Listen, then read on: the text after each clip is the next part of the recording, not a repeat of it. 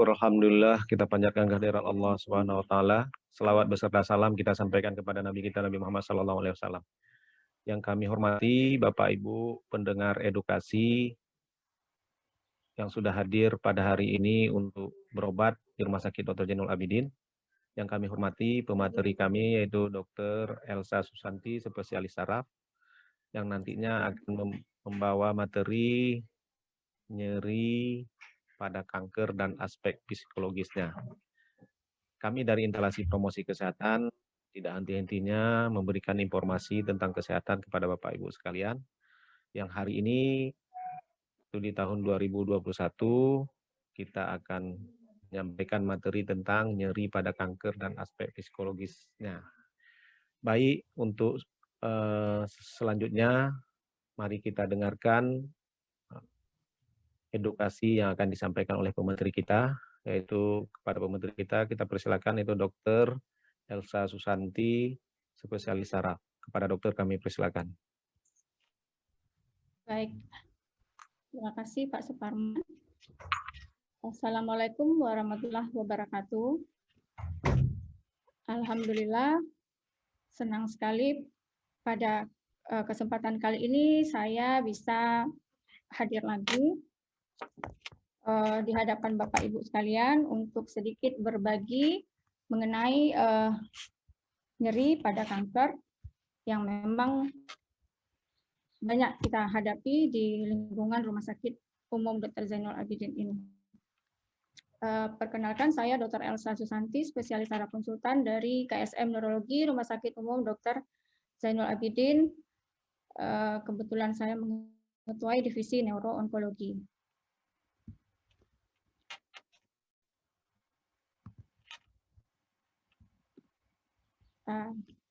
Baik, kenapa pada kesempatan kali ini kita mengambil topik nyeri? Karena memang nyeri ini adalah gejala yang pasti sudah pernah dirasakan oleh setiap orang, setiap individu. Baik itu nyerinya bersifat ringan, nyeri yang sedang, atau nyeri berat.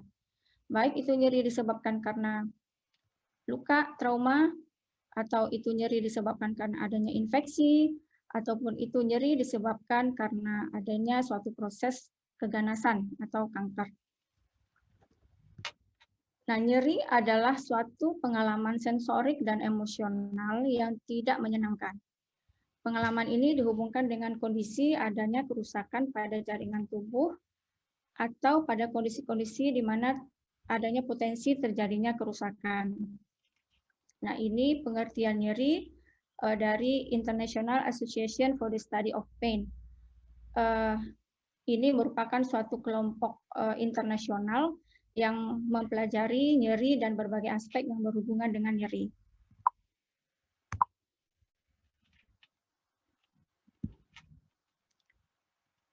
Secara garis besar, nyeri itu kita bagi dua dimensi. Jadi dia terdiri dari dua dimensi. Ada dimensi sensorik yang lebih kita kenal dengan dimensi fisik, kemudian ada dimensi emosional atau dimensi psikologis. Jadi setiap orang yang mengalami gejala yang namanya nyeri, maka di situ terlibat fisik dan psikologis.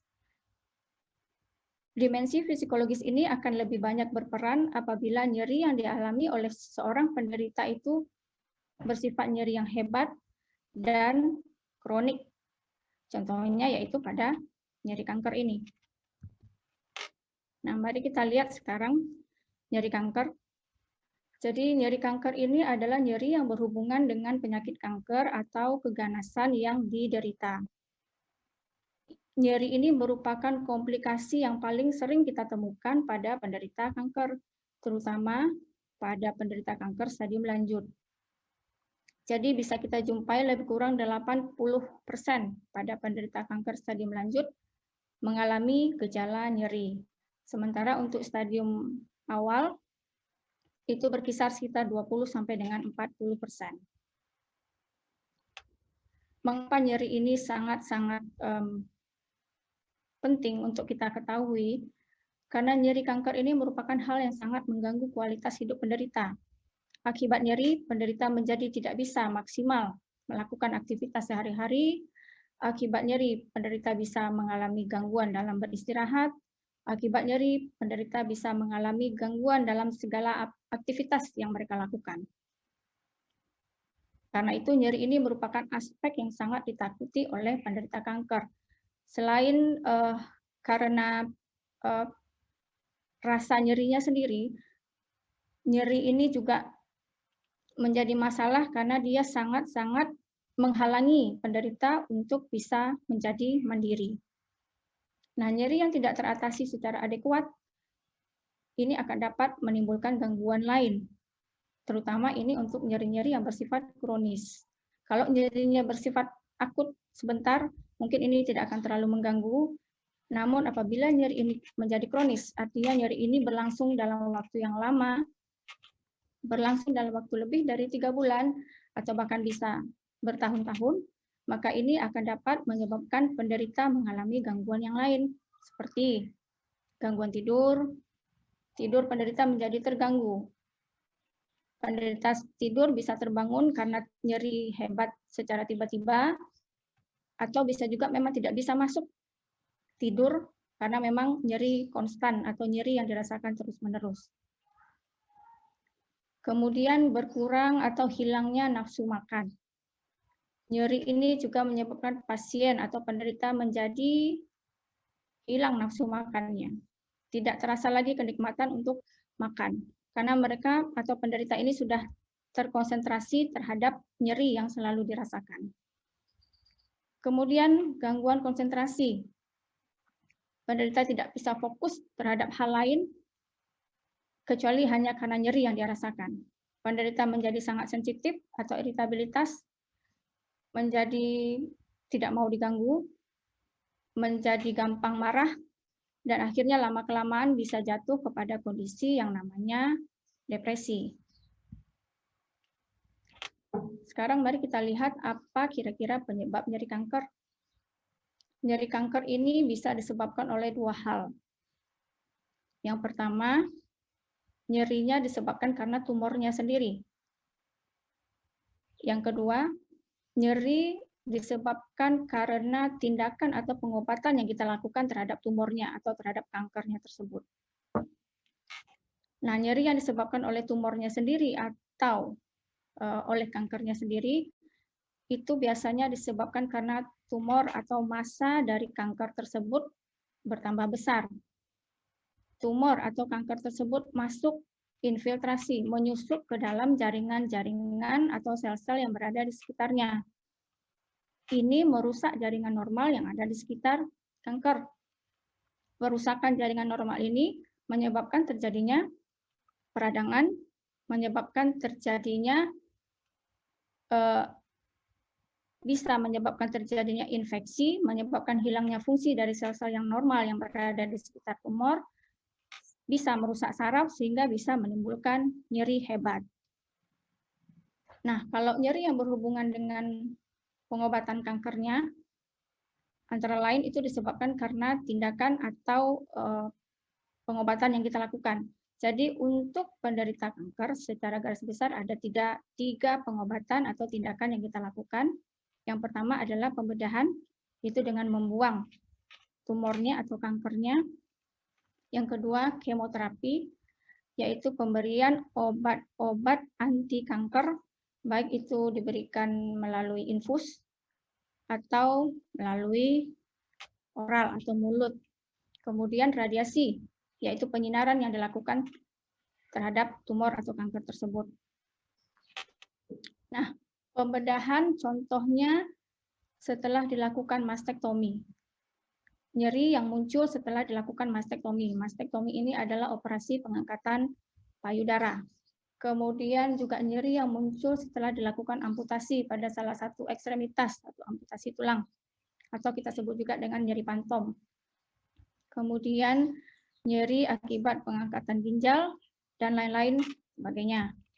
Nah, kalau pada kemoterapi, yang paling sering muncul adalah kesemutan atau rasa baal yang nyeri pada ekstremitas. Kenapa bisa begitu? Karena obat-obat anti kanker yang kita berikan ini sebenarnya dia juga merusak organ-organ yang atau sel-sel normal yang ada di sekitarnya.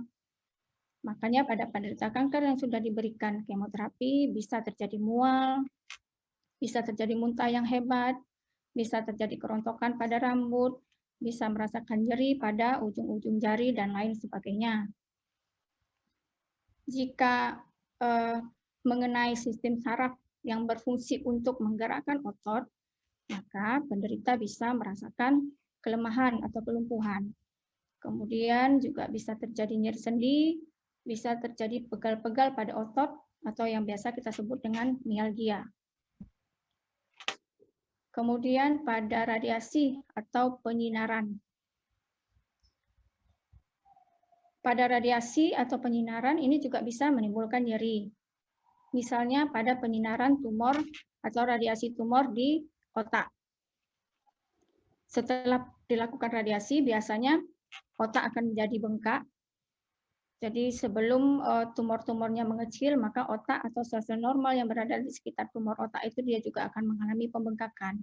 Pembengkakan ini menimbulkan nyeri. Kemudian juga bisa pegal otot tergantung area yang dilakukan radiasi.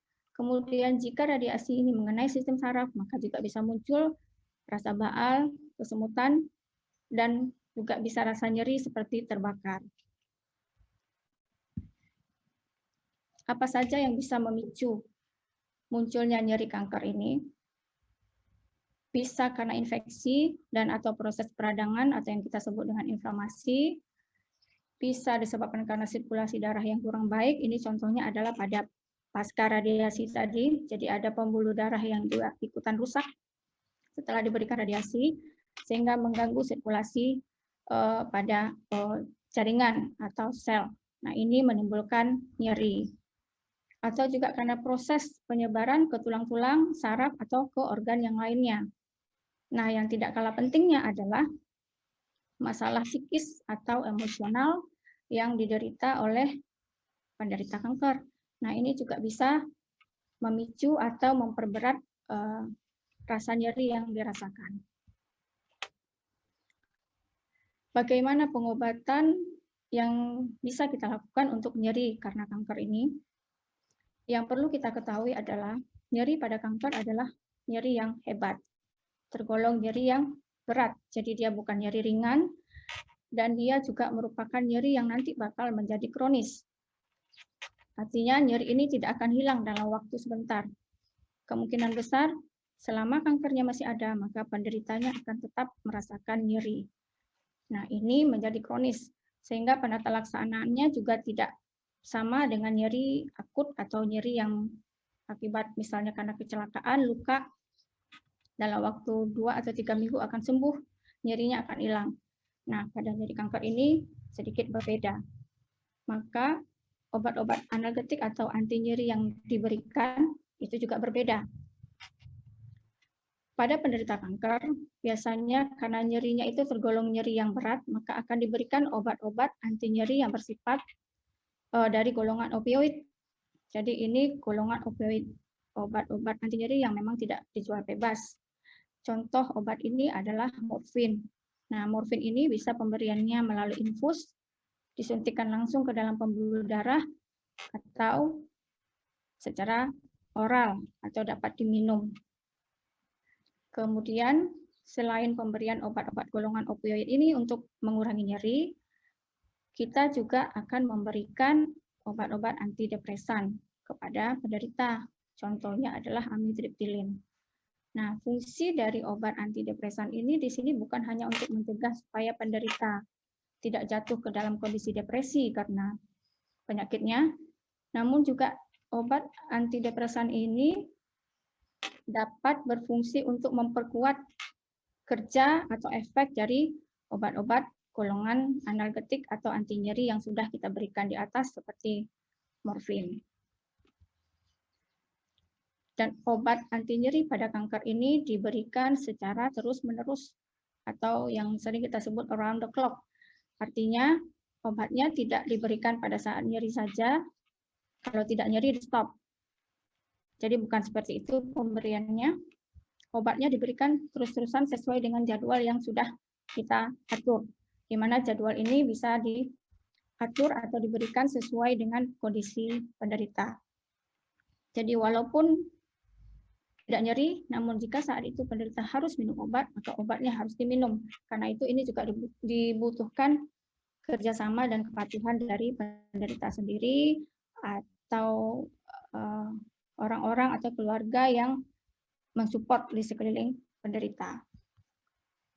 Nah, sekarang mari kita lihat sedikit aspek psikologis pada kanker. Kanker ini merupakan penyakit yang sangat ditakuti dari dulu sampai sekarang. Kenapa? Karena memang mungkin kita tahu bahwa kanker bukan merupakan penyakit yang ringan. Sampai saat ini mungkin belum ada pengobatan yang betul-betul bisa menyembuhkan dari penyakit kanker ini. Kemudian juga kanker ini merupakan suatu penyakit yang sangat-sangat gampang menyebar, bisa pindah ke organ-organ yang lain sehingga akan sangat cepat membuat kondisi penderita menjadi buruk. Kemudian kanker ini selain menyebabkan penderitaan fisik, dia juga bisa menyebabkan penderitaan psikologis pada penderita. Kenapa? Karena penderita menjadi tidak mandiri. Artinya sangat tergantung kepada orang lain. Hal-hal yang dulu mungkin bisa dilakukan sendiri, karena penyakit kanker ini menjadi tidak bisa dilakukan sendiri atau menjadi sangat terbatas aktivitas yang dapat dilakukan. Apa saja gejala-gejala psikologis yang dapat kita temui pada penderita kanker? Antara lain adalah kemarahan, kecemasan, kemudian juga bisa jatuh kepada kondisi depresi. Nah, kemarahan ini bisa ditujukan pada diri sendiri atau kepada orang lain, kepada keluarga yang berada di sekeliling, kepada teman-teman, atau kepada teman satu pekerjaan. Atau juga bisa kepada Tuhan. Nah, ini juga sering terjadi. Kenapa rasa marah ini muncul? Dari beberapa penelitian yang dilakukan, rasa marah ini muncul sering karena adanya perasaan tidak berdaya dari penderita, perasaan tidak mampu ditolong, perasaan bahwa sebentar lagi sudah akan meninggal, dan perasaan bahwa sudah tidak berguna lagi. Jadi semua perasaan-perasaan negatif ini menyebabkan munculnya rasa marah. Kemudian juga karena kehilangan kemampuan mandiri tadi. Jadi akibat adanya gangguan atau disabilitas yang mungkin disebabkan oleh penyakit ini, keterbatasan gerak barangkali atau nyeri yang terus-menerus juga barangkali, sehingga penderita tidak bisa beraktivitas seperti biasa, tidak bisa melakukan kegiatan-kegiatan yang dulunya bisa dilakukan sendiri, namun sekarang harus tergantung kepada orang lain. Nah, ini juga menimbulkan kemarahan pada diri penderita. Nah, semua kemarahan-kemarahan ini yang tidak dapat diatasi dengan adekuat, ini lama-kelamaan akan membawa penderita kepada kondisi gangguan mental yang lainnya. Kemudian berikutnya adalah kecemasan. Rasa cemas ini sudah pasti dan tidak dapat terhindarkan pada penderita kanker. Jadi ini memang sebenarnya adalah satu hal yang wajar karena memang penderita tahu penyakit atau kondisi yang dialami penderita adalah kondisi yang tidak ringan. Nah, rasa cemas bisa dipicu oleh karena kekhawatiran akan tidak dapat sembuh, rasa sakit yang mungkin akan dialami, biasanya ini pada penderita yang baru ya, pada penderita yang baru didiagnosa dengan penyakit kanker, maka penderita sudah berpikiran macam-macam, sudah terpikir mungkin seperti apa rasa sakit yang akan dialami, sakit yang berat, sakit yang mungkin tidak akan bisa dibantu dengan obat, dan lain segala macam. Serta ketidakpastian akan masa depan. Ini sudah pasti bahwa penderita akan merasa bahwa masa depannya mungkin akan terputus sebentar lagi. Sehingga hal ini semua menimbulkan kecemasan-kecemasan. Nah, akhirnya hal ini nanti bisa menyebabkan penderita jatuh kepada kondisi depresi. apa tanda-tanda penderita atau kita jatuh ke kondisi depresi? Yang terutama sekali adalah penderita akan selalu merasa lelah dan merasa kehilangan energi, selalu merasa capek. Walaupun sebenarnya tidak ada aktivitas yang dilakukan, walaupun sebenarnya setiap hari hanya beristirahat di tempat tidur, namun tetap penderita merasa kelelahan. Walaupun makan cukup, tapi tetap merasa tidak ada tenaga atau energi. Yang kedua, kesedihan yang berlarut-larut.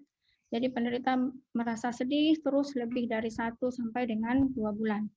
Nah, kesedihan yang dimaksud di sini bukan kesedihan yang ringan, namun memang kesedihan yang berat yang menyebabkan penderita mungkin dia bisa jadi menarik diri dari lingkungannya, menarik diri dari keluarganya, kemudian rasa tidak percaya diri, kemudian penderita menjadi sulit untuk berkonsentrasi karena terfokus pada penderitaan atau penyakit yang saat ini sedang diderita. Nah, kemudian juga tidak bisa menikmati sesuatu. Maksudnya di sini adalah kalau dulunya penderita ini mungkin punya hobi bersepeda yang lagi ngetren saat ini, punya hobi menanam bunga, atau mungkin pada ibu-ibu punya hobi memasak, itu memang sesuatu yang sangat disukai, sesuatu yang sangat disenangi. Nah, sekarang sudah tidak bisa lagi menikmati kegiatan-kegiatan tersebut. Masih bisa bersepeda, tapi tidak bisa lagi, tidak merasa bahagia lagi saat melakukan aktivitas bersepeda. Masih bisa memasak, membuat kue, namun tidak merasa senang, tidak merasa bahagia lagi pada saat melakukan kegiatan tersebut. Jadi, tidak bisa menikmati sesuatu yang dulunya sangat-sangat diminati. Kemudian penderita juga merasa putus asa dan menjadi tidak berdaya. Nah, ini semua merupakan gejala-gejala yang dijumpai jika kita sudah atau penderita sudah masuk ke dalam fase depresi. Nah, mungkin terakhir ini jika seseorang mengalami nyeri, maka ada 4 komponen yang terlibat di situ. Yang pertama nociceptif. Nociceptif ini mungkin kalau bahasa awamnya rasa nyerinya itu sendiri akibat rangsangan yang diberikan. Misalnya luka atau terbakar, tertusuk jarum, itu namanya kita merasakan nyeri, itu namanya nociceptif. Perasaan nyeri seperti ini bisa diobati dengan analgetik, bisa dengan blok lokal, bisa dengan pemberian obat-obat antiinflamasi, contohnya adalah paracetamol, asam mefenamat, atau jika nyerinya lebih berat, maka bisa diberikan opioid. Bisa dengan operasi atau dengan modalitas fisik, bisa dengan latihan. Yang kedua ada yang namanya persepsi nyeri. Persepsi nyeri ini adalah bagaimana kita menerima rangsangan yang diberikan. Jadi ini berbeda-beda tergantung bagaimana otak kita mengolahnya. Ini berada di korteks. Nah, persepsi nyeri ini berbeda-beda tergantung bagaimana sensitivitas dari sistem saraf kita itu sendiri. Ada yang sebenarnya kita berikan nyeri dengan stimulus nyeri yang sama, namun untuk pasien A, individu A mungkin dia akan merasakan lebih nyeri dibandingkan individu B. Itu tergantung bagaimana sistem saraf kita mengolah dan mempersepsikan rangsangan yang diberikan.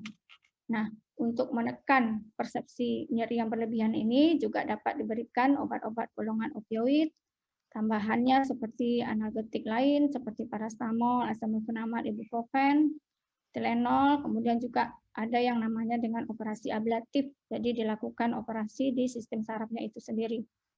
Dirusak sedikit sistem saraf yang mempersepsikan nyeri. Nah, kemudian ada yang namanya penderitaan atau suffering serta perilaku nyeri. Nah, dua hal ini lebih berfokus kepada aspek dimensi psikologis. Penderitaan yang dirasakan oleh penderita nyeri. Suffering yang dirasakan oleh penderita nyeri tersebut atau penderita kanker tersebut. Nah, ini sangat-sangat berhubungan dengan aspek psikologis. Maka penata laksanaannya adalah dengan pemberian antidepresan, golongan psikotropika, kemudian pemberian opioid, kemudian bisa dengan relaksasi, dan tidak lupa adalah rohaniawan atau spiritual. Di rumah sakit kita punya rohaniawan yang selalu datang siap sedia untuk memberikan pendampingan kepada pasien atau penderita dan keluarga yang memang membutuhkan. Jadi ini memang sangat-sangat membantu.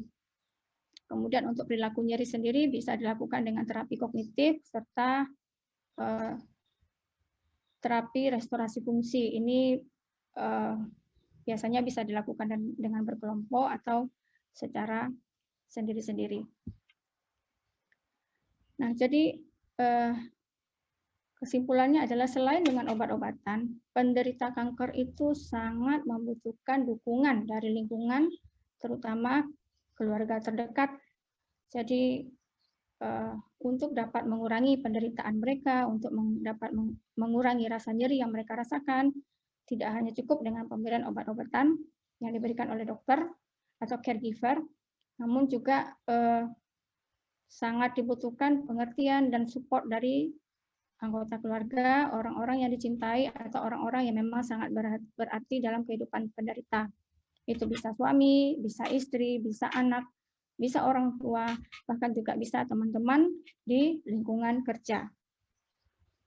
Bahkan jika diperlukan, maka seorang psikolog dapat dihadirkan untuk selalu mendampingi penderita dalam perjalanan mereka menghadapi kanker.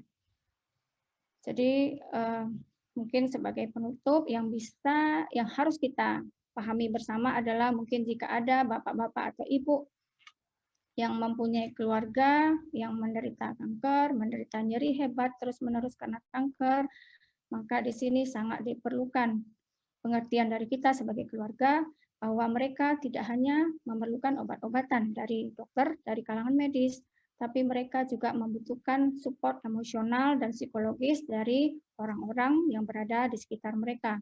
Orang-orang terdekat mereka seperti keluarga, teman-teman, kemudian juga kolega-kolega di lingkungan kerja.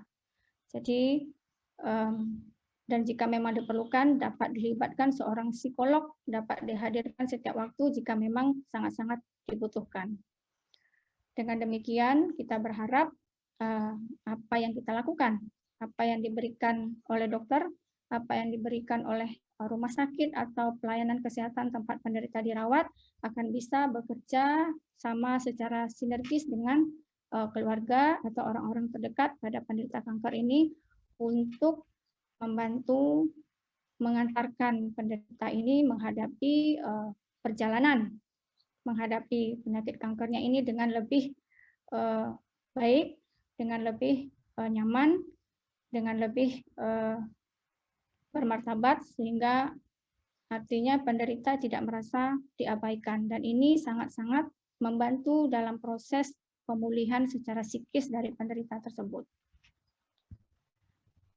Baik, saya rasa itu sedikit penyegaran yang bisa saya berikan pada bapak-bapak dan ibu sekalian pada kesempatan kali ini. Mudah-mudahan bisa sedikit menambah pengetahuan kita terhadap nyeri kanker, terhadap menambah pengertian kita terhadap penderitaan yang dialami oleh penderita kanker, sehingga kita bisa bersama-sama membantu untuk meringankan penderitaan mereka. Demikian, wabillahi taufik wal hidayah. Assalamualaikum warahmatullahi wabarakatuh. Baik, demikian materi yang sudah disampaikan oleh Dr. Elsa Susanti, spesialis saraf tentang nyeri pada kanker dan aspek psikologi. Mudah-mudahan bermanfaat bagi Bapak Ibu sekalian dan juga bagi kita semua. Apa yang sudah disampaikan tadi dapat kita sampaikan kepada keluarga kita masing-masing. Terima kasih juga kita ucapkan kepada Dr.